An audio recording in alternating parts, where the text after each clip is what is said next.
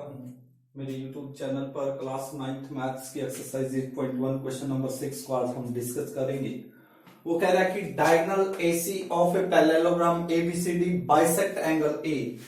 जो एक पैरेललोग्राम आपका दिया हुआ है ABCD डायग्राम में दिख रहा है आपको, इसका जो डायगोनल है वो क्या कर रहा है, एंगल A को बाइसेक्ट कर रहा है। इट मींस एंगल 1 किसके इक्वल है, एंगल 2 के। इस एंगल A को बाइसेक्ट कर रहा है डायगोनल, ये चीज गिवन है। तो आपने फर्स्ट जो प्रूव करना है वो करना है बाइसेक्ट एंगल C आल्सो। क्या ये C को भी बाइसेक्ट करेगा, यानी कि ये एंगल इसके इक्वल होगा या नहीं, तो ये प्रूव करना है। एक ये प्रूव करना है कि ABCD इज ए रोम्बस, ये साइड इसके इक्वल और पैरेलल है। क्या ये साइड इसके इक्वल और पैरेलल होगी, इसके इक्वल और पैरेलल होगी, यानी कि ऑल साइड इक्वल हमने शो करनी है, तभी ये रोम्बस होगी। तो देखिए यहां पर गिवन क्या है, ABCD is a parallelogram. It means angle A is equal to angle B, क्योंकि एंगल A है जो वो बाइसेक्ट हो रहा है, इसलिए हमने ये लिख दिया है। तो प्रूव क्या करना है, प्रूव में फर्स्ट पार्ट तो ये लिखना है एज इट इज, और सेकंड पार्ट ये लिखना है। ठीक है, प्रूफ देते हैं। सबसे पहले हमें ये पता होना चाहिए जो पैरेललोग्राम होता है उसका अपोजिट साइड इक्वल और पैरेलल होता है। तो AB जो है वो CD के क्या है, पैरेलल है।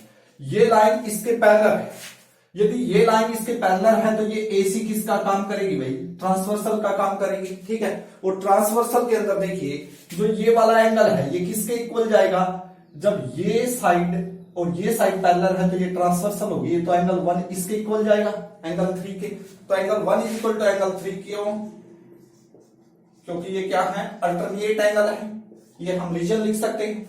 इसी टाइप से एंगल 2 किसके इक्वल जाएगा, एंगल 4 के। किस टाइप से, देखिए ये AD लाइन जो है और ये BC ये पैरेललोग्राम की लाइनें हैं, तो ये अपोजिट हैं, तो ये क्या होंगी, इक्वल और पैरेलल होंगी, तो ये अल्टरनेट एंगल बनेंगे या नहीं बनेंगे, इसी ट्रांसवर्सल का काम करेगी, तो 2 एंगल 4 के होगा। ये क्या है, ये भी अल्टरनेट एंगल है। ठीक है, अब एंगल 1 3 के इक्वल दिखा दिया आपने और एंगल 2 4 के इक्वल दिखा दिया, लेकिन दिया हुआ क्या है, एंगल 1 जो है वो एंगल 2 के इक्वल है। एंगल 1 क्या है, एंगल 2 के इक्वल है। तो हम ये लिखते हैं भाई angle 1 is equal to angle 2 given है।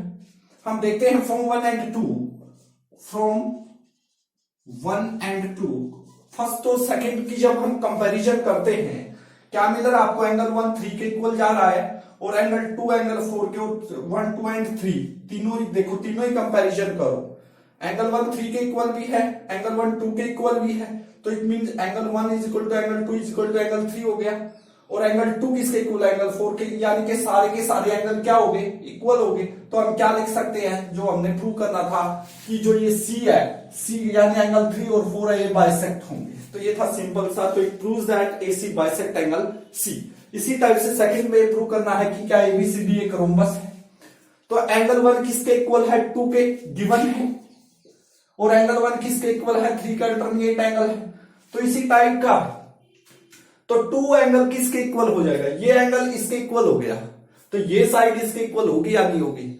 ये एंगल इसके इक्वल है तो ये साइड इसके इक्वल होगी। और AD यदि DC के इक्वल आ गई, AD यदि DC के इक्वल आ गई तो हम क्या होगा, 2 एडजेसेंट साइड्स ऑफ पैरेललोग्राम हमने क्या कर दी, इक्वल। ये साइड हमने इसके इक्वल प्रूव कर दी है, तो ये क्या बन गया है, ABCD एक रोम्बस बन गया है। तो इस टाइप से आपने इस क्वेश्चन को सोल्व करना है।